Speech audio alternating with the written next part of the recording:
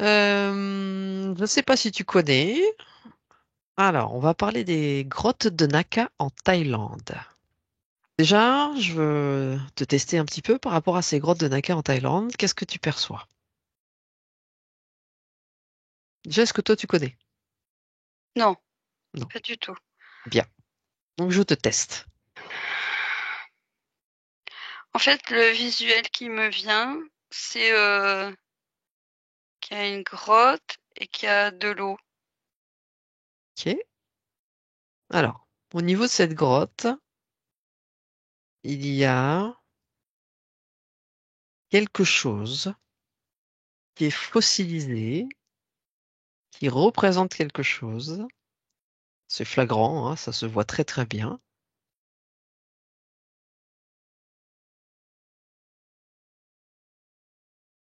Est-ce que tu saurais me dire quoi?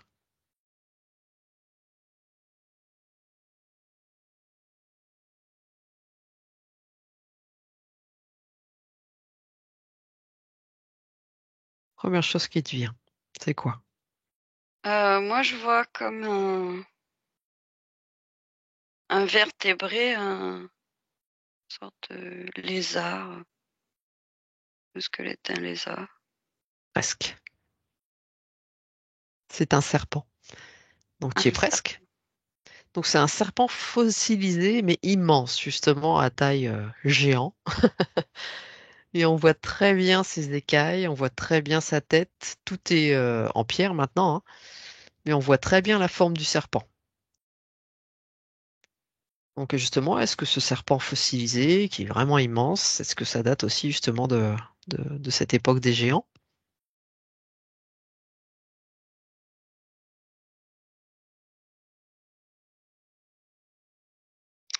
Je sais pas pourquoi ça me dit que c'est pas exactement la réponse à ta question, que ça a été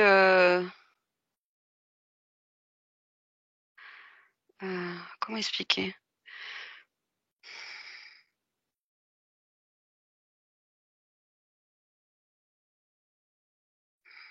Que ça cache quelque chose d'autre, que c'est voilà, c'est Ça cache quelque chose. euh, donc pour dire que le le serpent ne serait pas vraiment un serpent. Enfin, ou c'est pas le serpent qui est intéressant. Donc ça, c'est pour attirer l'attention sur le serpent plutôt que sur autre chose. Pour Mm, cacher autre chose. ouais, mais je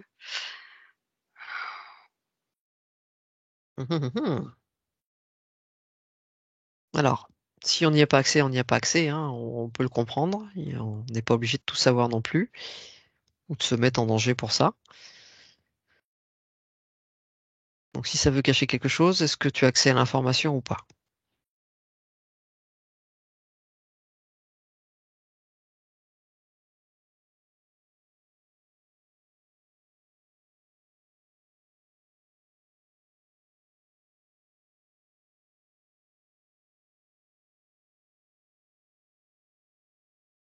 Parce que finalement, des milliers de visiteurs vont voir ces grottes à cause de ce serpent. ben je ressens que il y a pas une bonne énergie liée à ça, Mhm. Lié à quoi? à ce serpent. Enfin, sûrement au serpent, mais c'est comme si ça ça faisait ça prenait de l'énergie aux gens qui venaient. Mhm. D'accord. Donc ça attirait les gens, ça prendrait leur énergie pour nourrir autre chose. Hmm. Nourrir quoi?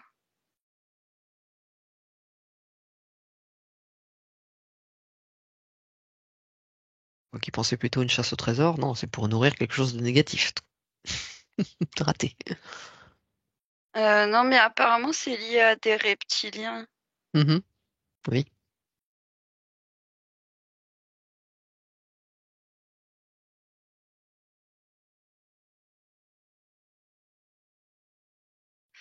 Ça me dit que ça utilise un peu la fascination de ce gros serpent là. Mhm. C'est un peu. Je voyais ce côté un peu, tu sais, idolâtré. Ouais, ouais, c'est ça, c'est ce que j'allais dire, ouais.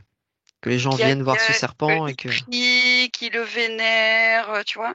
Et Mhm. ça, je l'ai perçu du départ, qu'il y avait une sorte de, voilà, de culte de ce Mhm. serpent. Mhm. Et c'est de ça dont ils se servent. C'est détourné en fait, c'est Ouais, récupéré. ok. Ah, notamment, oui, je sais plus, dans une séance il y a peu, effectivement, il disait que bah, tout ce qui était reptilien, serpent, etc. Enfin voilà, ils avaient laissé les spécimens les plus, enfin les moins évolués justement pour laisser aussi, enfin ils en laissent à toutes les évolutions possibles en fait, des traces d'eux. C'est ça, parce que au départ, je me posais la question, mais pour moi, parce que je n'ai pas répondu à ta question, mais ça date, enfin, dans notre manière de parler, d'avant, quoi, c'était pas de ce cycle-là vraiment. Mhm, Et, euh, et du coup, c'est pour ça que ça m'est venu ce côté-là de, ça cache quelque chose en fait, mhm. Ouais, ok, que c'est pas normal, voilà, mais c'est fait exprès en fait. ouais. Donc les gens viennent s'extasier sur ce serpent, c'est un peu comme s'ils ils vénéraient les reptiliens, quoi. Enfin, voilà. Il y a une admiration, il y a une énergie en tout cas qui est récupérée par eux. Mm. Ouais. Hmm, ok. C'est juste une énergie qui est récupérée ou il y a d'autres choses encore derrière?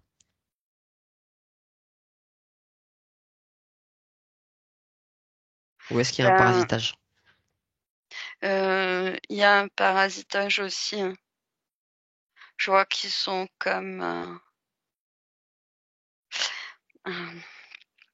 En fait, tu vois, ce serpent, il est, euh, euh, il est vivant. Les gens le voient comme une statue, mais c'est comme si c'était une entité vu que elle est priée. Mhm, C'est comme un égrégore, ça a de la force. ouais, Donc en fait, ce serpent, il vient et il pique les gens et ça récupère de l'énergie, mais ça, comment dire, ça fait un lien, ça fait une blessure pour que des entités viennent, qu'il y ait des d'accord. parasitages, quoi, que les gens y repartent pas sans rien. Bon, alors ne pas aller le voir. Non, parce que c'est vrai, enfin non, les gens font comme ils veulent, hein, mais ouais, c'est le côté personnifié, enfin voilà, de faire tout ce culte à ce serpent, ben ça, il, il a une vie, j'allais dire une vraie vie, mais Non, oui. une énergie spécifique qui lui donne du pouvoir. Mais en fait, c'est les gens qui donnent le pouvoir. Mhm, mhm, mhm. Oui, ok, d'accord. Ok, très bien. Bon, très bien, très bien. Est-ce que tu te sens de continuer encore un petit chouïa? Mm. Attends, faut que je me déconnecte. Oui, j'allais te le dire, t'inquiète. Oui, oui. Ah oui, oui, bah allez, hein. Je suis chaude là. T'es J'ai chaude? chaud. J'ai bien préchauffé avant. Bon, ok. Eh ben, on va changer de sujet un petit peu. On va aller voir ailleurs, autrement. Allez, sujet. Le ranch Skinwalker. Alors, c'est un ranch situé aux États-Unis, qui est immense. Certains disent plus de 200 hectares. J'ai vu ailleurs peut-être plus de 500. Bref, très très grand. Où il se passe beaucoup de choses paranormales, des rencontres paranormales, extraterrestres, des ovnis qui passent. Enfin voilà, il se passe plein de choses. Donc j'aimerais déjà que tu te connectes à ce lieu. En faisant attention à toi, évidemment. et voir déjà ce que tu as comme informations qui te viennent par rapport à ce lieu. Pourquoi y a-t-il autant de manifestations à cet endroit?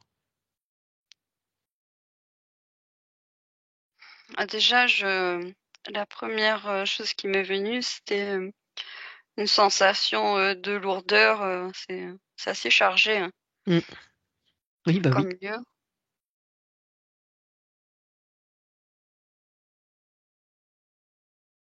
Il se passe énormément de choses apparemment. Ils en ont même fait une série.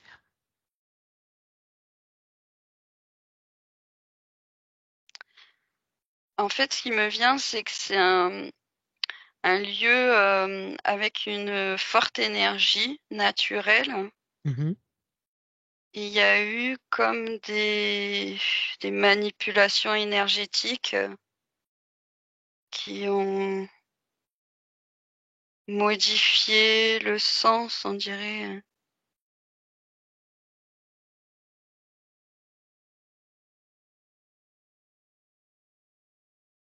Oui, il y a en fait, l'image qui me vient, c'est comme un, un tourbillon.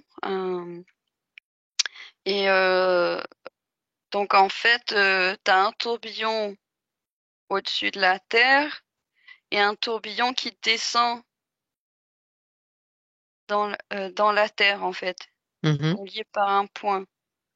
Si tu veux, ça, c'est l'énergie, comment elle était au départ. Il y avait une forme d'équilibre, Ouais.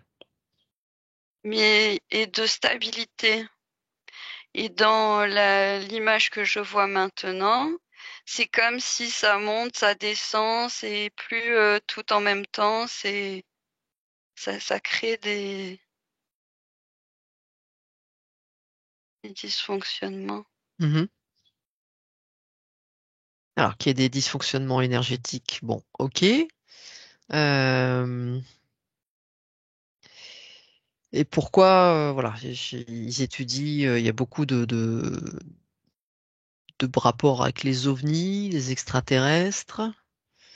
Bon, il y a eu beaucoup d'apparitions, des animaux mutilés aussi. Enfin voilà, il y a plein de choses qui se passent dans, dans tous les sens. C'est vrai que ça part dans tous les sens.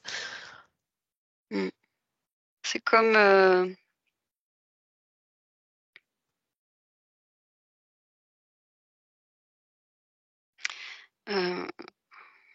moi, ce qui me vient, c'est que ce sont des gens qui ont fait ça. Il y a ce côté un peu, on dirait, de spiritisme.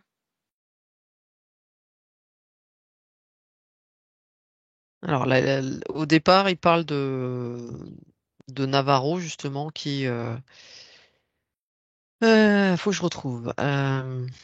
Ils appellent, en fait, moi, ce que j'entends, c'est qu'ils appellent les esprits, ils appellent les extraterrestres. Euh,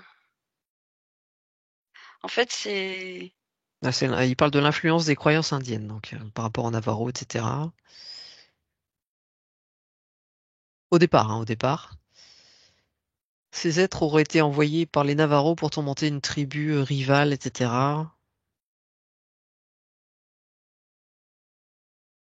Donc, parce que les moi, Navarros ce sont des chamans, des sorcières qui disent capables de se changer en animaux, etc. Donc voilà. Il y a peut-être une guerre de tribus au départ, au niveau énergétique.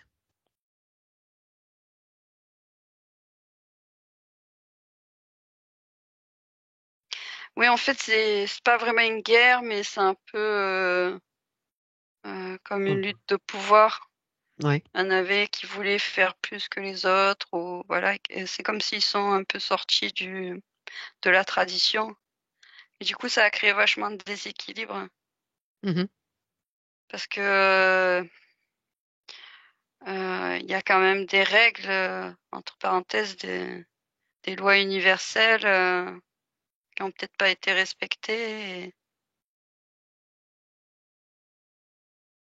Alors, comme il y a beaucoup de manifestations, peut-être des ovnis, des choses comme ça, est-ce que finalement ça peut être ouvert un portail ou ça...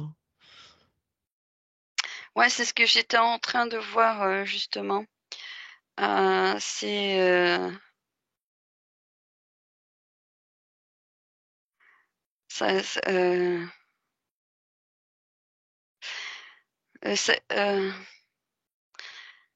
c'est c'est moi le mot qui me vient, c'est puits de l'astral. En fait, voilà, c'est ça a créé une ouverture qui fait qu'il y a beaucoup de passages en fait. Mhm. Beaucoup de passages, beaucoup de phénomènes paranormaux, enfin oui, d'expériences aussi, hein, parce que il y a des traces, il y a des animaux transformés, enfin il y a un petit peu de tout. Il y a un haut lieu de passage. Mm. D'où voilà, d'ailleurs un truc multidimensionnel là-dedans où tout se croise, où tout se mélange. Il y a un peu ce côté un peu comme tout à l'heure, les gens en fait qui vont là-bas, euh, ils nourrissent. C'est le fait de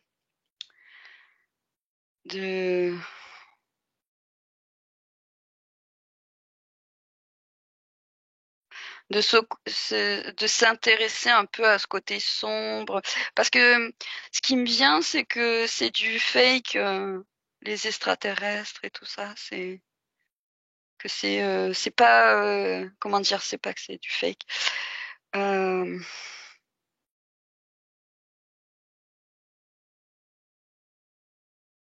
Il y a ce côté un peu spectacle, Oui, en fait c'est. Alors, je comme suis pas des sûr que. hologrammes ou je sais pas, ils font. Alors, je suis pas sûr que ce soit visité, j'en sais rien. Je pense pas. Ça change souvent de propriétaire parce il y a des manifestations. Effectivement, à chaque fois, c'est repris par des personnes qui s'intéressent, qui ont du pognon, hein, qui s'intéressent aux ovnis, etc. Et justement, qui mettent en place des études là-dessus, ils filment, voilà, ils cherchent aussi, ils cherchent à capturer tout ça.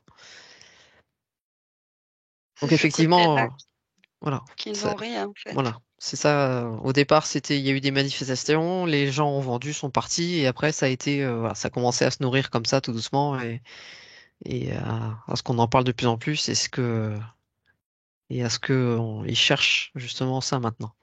C'est connu pour ça, quoi. C'est pas pour y vivre, hein, c'est pour y voir des manifestations. Tu sais, ça me fait penser un peu au château de Fougeray, tu connais? Oui. C'est un peu, ça devient un peu l'attraction, quoi. Mhm, mhm, mhm. Oui, bah oui, c'est ça, ouais. Mhm. Mais du coup, ça les nourrit.